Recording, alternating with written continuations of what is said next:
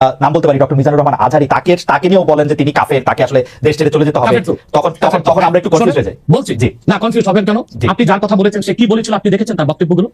আমি দেখেছি, কিন্তু শোনেন কথা শোনেন। জি, তাকে বলুন, সে তো আমার ছাত্র, তাকে জিজ্ঞেস করুন। 2007 সালে সে আমার থেকে সবক নিয়েছে দারুন নাজাত মাদ্রাসায়। আমি তার টিচার, আমি তার শিক্ষক, এবং তার শিক্ষকরাও আমাকে শিক্ষক মানে। অতঃপর সে যদি দেখুন, আপনাকে পিছন থেকে বলতে হচ্ছে, আপনি সময় দিতে হবে আমাকে। আপনি কিন্তু বসে। আসসালামু আলাইকুম, বিসমিল্লাহির রহমানির রহিম। যে যেখান থেকে দেখতেছেন এই গিগা লাইভটি সবাইকে দেখার সুযোগ করে দেবেন, গিগা লাইক করে দেবেন, সাবস্ক্রাইব গিগা করে দেবেন। গুরুত্বপূর্ণ একটি গিগা ভিডিও এবং গিগা মিজানুর রহমান হুজুরকে giga doctor giga Enayatullah Abbasi হুজুর ওর গিগা কাফের বলার কারণে গেগা খেপে এলো এক গেগা সাংবাদিক গেগা বাই, এবং সাংবাদিক গেগা বাই গেগা লাইফের মাধ্যমে গেগা এনাতুল্লাহ আব্বাসীকে প্রশ্নকরণে জিজ্ঞাসাবাদ করণে খেপে গেলেন। আমি বলতে চাই এনাতুল্লাহ আব্বাসীকে এটা এখন বাড়াবাড়ির করার সময় নয়। আপনারা সবাই একত্রিত হয়ে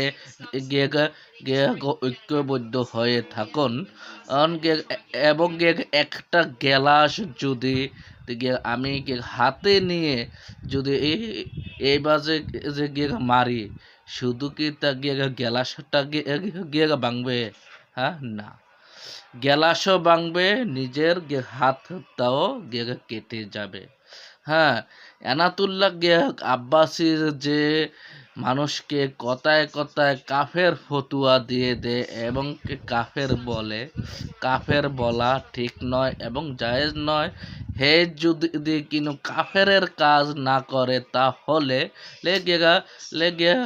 এনাতুল্লাহ আব্বাসী হুজুর নিজেই কাফের হয়ে যাবে, তার উপরই পড়বে এবং এই পর্যন্ত কিনো স্কলারদের মুখে শুনি নাই কারোকে কাফের বলতে। দেখুন, নাম বলতে পারি, ডক্টর মিজানুর রহমান আজহারী, তাকে নিয়েও বলেন যে তিনি কাফের, তাকে আসলে দেশ ছেড়ে চলে যেতে হবে।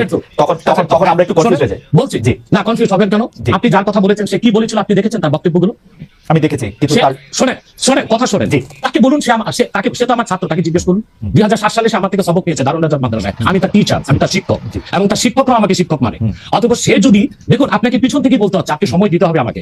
আপনি কিন্তু বসে আছেন একা, আমার কিন্তু কয়েক হাজার লোক বসে আছে আমার অপেক্ষায়, একটা শিডিউল প্রোগ্রাম আমি রেখে বসেছি আপনার এখানে। যেটা আপনার মাধ্যমে আমার মেসেজটা আমি অনেকের কাছে পৌঁছাতে পারবো। আপনি যে ব্যক্তির নাম দিয়েছেন, তাকে আপনি কি দিয়ে তাকে স্কলার বলবেন? লক্ষ লক্ষ লোক হলে স্কলার হয়? এটা কোনো কথা নয়। দ্বিতীয় কথা হচ্ছে, সে মুফতি নয়। ফতুয়া দেবার অধিকার রাখে মুফতি। স্কলার হওয়া এক জিনিস, ওয়াইজ হওয়া এক জিনিস, মুফতি হওয়া আরেক জিনিস। আর আমার কথা হচ্ছে, আমি কি গ্র্যান্ড মুফতি বাংলাদেশে তা আমি বলছি না, এটা বলার অথরিটি আমার নেই, কিন্তু আমার ফতুয়াতে কলম বসাবার মতো 10টা মুফতি আপনি বের করে দেন।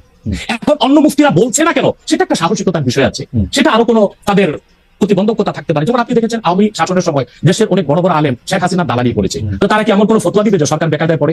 এখন অনেক আলেম আছে যেটা বর্তমান সরকারের নির্লজ্জ সমর্থন করে যাচ্ছে, কিন্তু এই সরকার ক্ষমতা আসার পর থেকে আমি শরিয়ার কোরআন সুন্নাহর আলোকে যতটুকু সমালোচনা করা দরকার গঠনমূলক সমালোচনা করে যাচ্ছি।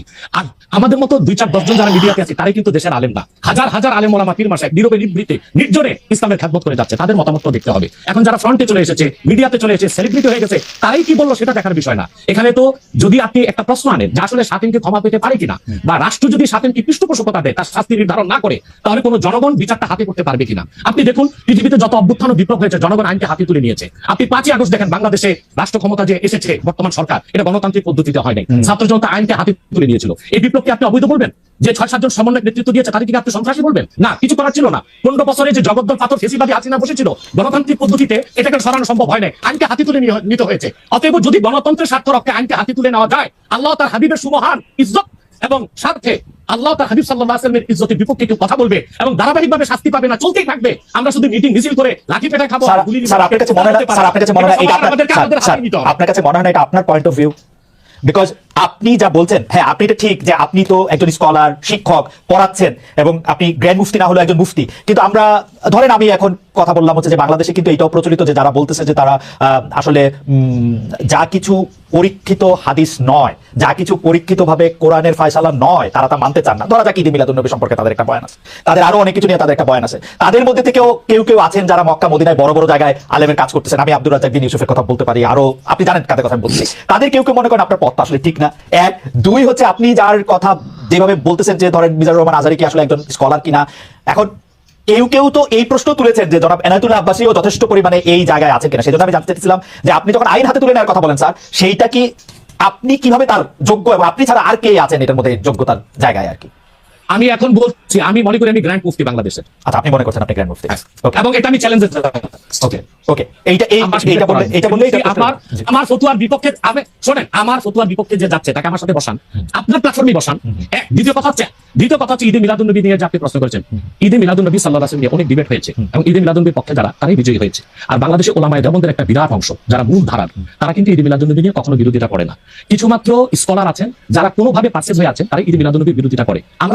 আমরা বলি মিলাদ যার সিরাত না তার, মিলাদুন নবী সাল্লাল্লাহু আলাইহি ওয়াসাল্লাম ব্যানারও মাহফিল হতে পারে, সিরাতুন নবী সাল্লাল্লাহু আলাইহি ওয়াসাল্লাম ব্যানারও মাহফিল হতে পারে। এবং আপনি শুনেছেন আজকে 4 বছর যাবত সৌদি সরকার উচ্চ ওলামা পরিষদ ফতোয়া দিয়েছে যে ঈদ মিলাদুন নবী উপলক্ষে মাহফিল সৌদি আরবে হবে এবং 12 রবিউল আউয়াল তারা রাষ্ট্রীয় ছুটি ঘোষণা করে রেখেছে। এবং বাংলাদেশে বর্তমান সরকারও যথেষ্ট আলেম ওলামা আছেন যারা কওমি ঘরানার এবং দেওবন্দ ঘরানার, যাদেরকে আমরা আহলে হক মনে করে থাকি। এবং আমরা মনে করি জোনপুর, ফুরফুরা, সাসিনা, আহলে সুন্নাত, আহলে হক একই ধারাতেই চলে আসছে। তারাও কিন্তু ইসলামিক ফাউন্ডেশনের দায়িত্বে আছে এবং তারা কিন্তু এবারও ঈদ মিলাদুন নবী ব্যানারে প্রোগ্রাম করেছে এবং আমি সেখানে অংশগ্রহণ করেছিলাম একদিন। অতএব বিচ্ছিন্নভাবে কে ঈদ মিলাদুন নবীর বিরোধিতা করলো, আব্দুর রাজ্জাক সাহেবের নাম বলেছেন, ওনাকেই বসান আমার সাথে, কথা বলি, সংলাপ করতে তো কোনো দোষ নাই। ওকে, আপনি আরো যাদের কথা বলেছেন তাদেরকে বসান আমাদের সাথে। আচ্ছা, আমার এখানে একটা সম্পূর্ণ যে প্রশ্ন আছে আইনের ব্যাপারে, যেহেতু তেহরিকে খতমে নবুয়তের শাখা যুক্তরাজ্যও আছে, এখানেও আছে, আপনি একইভাবে এই কথা বা ভারতের পশ্চিমবঙ্গের কথা বলেছেন, এইখানে যেটা বলছেন সেটা কি যুক্তরাজ্য এবং ভারতের পশ্চিমবঙ্গের জন্য প্রযোজ্য? যুক্তরাজ্যেও যদি কেউ এই ধরনের কথা বলে তাকেও কি আপনি এরকম একটা কথা বলবেন বা বলতে পারবেন? জি জি বলবো। আমি যুক্তরাজ্যে যে সাফার করে এসেছি সেটা শোনেন আগে। 2 বছর আগে আমি যুক্তরাজ্যে গিয়েছিলাম। আমার 7টা প্রোগ্রাম ছিল, 4টা প্রোগ্রাম করতে পেরেছি, 3টা প্রোগ্রাম আমি করতে পারিনি। এবং সেখানে আমার বিরোধিতা করেছিল নাইজেল ফারাজ, আপনি জানেন তাকে, সিএনএন এর নিউজ প্রেজেন্টার, এবং সে ব্রেক্সিট আন্দোলনের হোতা ছিল এবং সে ব্রিটিশ পার্লামেন্টের মেম্বার ছিল। আমার যদি সেন্ট্রাল লন্ডনের প্রোগ্রাম ছিল, নাইজেল ফারাজ লং মার্চের ঘোষণা দিয়েছিল এবং আমি সেখানে যেতে পারিনি। কেন? নাইজেল ফারাজ 23টা প্রতিবেদন করেছিল আমার বিপক্ষে, তার মধ্যে উল্লেখযোগ্য ছিল যে আমি মুরতাদের শাস্তি মৃত্যুদণ্ড চাই। বাট ব্রিটিশ পুলিশ আমাকে অ্যারেস্ট করেনি এবং ব্রিটিশ পুলিশ আমাকে শুধু প্রোগ্রাম করতে দেয়নি সহিংসতা বেশির জন্য। কিন্তু আমি রানীকে গালি দিয়েছি, সেটাও সেখানে তুলে ধরা হয়েছে। রানীকে গালি দেওয়া যায়? মুরতাদের শাস্তি মৃত্যুদণ্ড চেয়েছি, সেইটা 23টা প্রতিবেদন করে আমার এই বক্তব্য ফতোয়াগুলো সেখানে লন্ডনে দেখানো হয়েছে। আমি বাংলাদেশে যে চরিত্র, লন্ডনে সেই চরিত্র, পশ্চিমবাংলায় সেই চরিত্র। ওকে, আমি এবার একটু, আপনি যেহেতু মুফতি এবং নিজেকে পরিচয় দিলেন গ্র্যান্ড মুফতি, আমি একটা বিষয় মনে করি আপনাকে একটা বিষয় একটু আপনার দৃষ্টি আকর্ষণ করতে চাই। সেটি হচ্ছে যে আপনি মানে আপনার কাছে বুঝে নিতে চাই স্যার, যে যদিও আপনি আসলেই আমার চেয়ে বয়সে ছোট, কিন্তু আসলে বিদ্যায়, বুদ্ধিতে, শিক্ষায়, অনেক কিছুতে, মানে জ্ঞানে আপনি আমার চেয়ে বড় বলে আপনাকে স্যার সম্বোধন করতে হবে। আপনি বলেছেন যে মসজিদে গিয়ে নারীদের জন্য বা মহিলাদের জন্য জামাতে নামাজ আদায় করা মাকরু, কিন্তু আমি আপনার এই বক্তব্যটার পরিপ্রেক্ষিতে আমি দেখতে পাচ্ছি যে এটা তো বরং মাকরু নয়, কেউ কেউ এটাকে মুস্তাহাব বা এনকারেজ বলতে চান। অনেকে উদাহরণ দিচ্ছেন আয়েশা, যিনি প্রফেটের স্ত্রী ছিলেন, রাদিয়াল্লাহু আনহা, হ্যাঁ আয়েশা রাদিয়াল্লাহু আনহা, উনি ইমামতি করে মেয়েদের নামাজ পড়িয়েছেন, এবং যে জায়গায় আপনি এটা মুকরু বলছেন ওই জায়গায় কেউ মুস্তাহাব বলতে গিয়ে আপনার বক্তব্যের বিরোধিতা করছেন। এটা নিয়ে আপনি যদি আমাদের একটু বলেন। এটা আমি চ্যালেঞ্জ করছি, ওপেন চ্যালেঞ্জ। আম্মা জান আয়েশা রাদিয়াল্লাহু তাআলা আনহা কখনো ইমামতি করেননি, বরং জাকওয়ান ইমামতি করেছিল, পিছনে তিনি নামাজ পড়েছিলেন। সেটা ফরজ নামাজ ছিল না, তারাবিয়ার নামাজ। আপনাকে যে তথ্য দিয়েছে সে ভুল তথ্য দিয়েছে। ওকে, সেটা মেয়েদের নামাজ পড়াটা মুস্তাহাব কিনা? দ্বিতীয় হচ্ছে আল্লাহ হাবিব সাল্লাল্লাহু আলাইহি ওয়াসাল্লাম নূরের জামানায় মসজিদ নববীতে মহিলাদেরকে এলাও করা হতো, তারা নামাজে আসতেন। কিন্তু আল্লাহ হাবিব সাল্লাল্লাহু আলাইহি ওয়াসাল্লাম মহিলাদেরকে নিরুৎসাহিত করেছিলেন, নিষেধ করেন, কারণ মহিলাদেরও দিন শেখা বাকি ছিল এবং আল্লাহ হাবিব সাল্লাল্লাহু আলাইহি ওয়াসাল্লামের কাছে ওহী আসতো, সেজন্য মহিলাদের নিষেধ করা হতো না, তারা মসজিদে আসতেন। হযরত ওমর রাদিয়াল্লাহু তাআলা আনহু তার খেলাফতের সময় বলেছেন মহিলাদের জন্য ঘরেই নামাজ পড়াটা উত্তম। তখন প্রচুর পরিমাণ সাহাবী উপস্থিত ছিলেন, তারা হযরত ওমরের এই কাজকে বাধা দেননি। সেজন্য মহিলাদের মসজিদে আসাটা হারাম নয়, মাকরুহ বলা হয়েছে জামাতে আসা। কারণ আম্মা জান আয়েশা রাদিয়াল্লাহু তাআলা আনহা নিজেও বলেছিলেন যে বর্তমানে মানে 1500 বছর আগে আম্মা জান আয়েশা বলেছেন যে এখন মহিলাদের মসজিদে না আসাই উচিত ফিতনার এই সময়। তো 1500 বছর আগে যদি ফিতনার আশঙ্কা করে আম্মা জান আয়েশা মসজিদ নববীতে মহিলাদের আসাটাকে নিরুৎসাহিত করে থাকেন, তাহলে হযরত ওমর রাদিয়াল্লাহু তাআলার সিদ্ধান্তটা সঠিক ছিল। আর বর্তমান যুগে সেটা আমরা নিরুৎসাহিত করি, এজন্য মাকরুহ বলি। মাকরুহ মানে হারাম নয়, খুব কঠিনভাবে নিষিদ্ধ নয়, জাস্ট নিরুৎসাহিত করা। আপনি মাকরুহ ফতোয়াটা কোথায় পেলেন? আর এক হয়ে যায় ঐক্যবদ্ধ হয়ে থাকে এই সময়টায় কাদা ছোড়াছুরি করার সময় নয়, এবং এমতই আওয়ামী লীগের দোসররা বলে যে জামাত ইসলাম চরমোনাই নাকি খারাপ, তারা জঘন্য, এই কথা যে বলতে না পারে এনাতুল্লাহ আব্বাসীকে বলতে চাই। এবং মিজানুর রহমান হুজুরকে আগের দেশ থেকে বিদায় করা হচ্ছে এই গাবগাছ হুজুরের জন্য, এনাতুল্লাহ আব্বাসী গাবগাছ হুজুরের জন্য। এনাতুল্লাহ আব্বাসীকে আমরা বলতে চাই কখনো যেন কারোকে কাফের ফতুয়া না দেয়, না হলে জনগণ খেপে যাবে। এবারের মতোই আমি বিদায় নিচ্ছি, আবার পরবর্তীতে আপনারা মাঝে ইনশাল্লাহ আসবো। ও কিছু ভুল ত্রুটি হয়ে থাকলে ক্ষমা দৃষ্টিতে দেখবেন আপনারা। আসসালামু আলাইকুম।